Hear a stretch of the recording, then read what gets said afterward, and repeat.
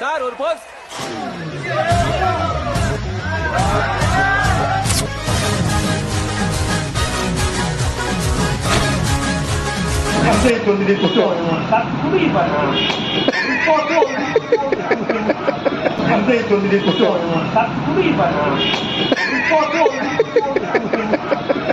நான் இந்த தொழிலுக்கு மறுபடியும் வந்துட்டேன்னு நிறைய பேர் கேட்டாங்க.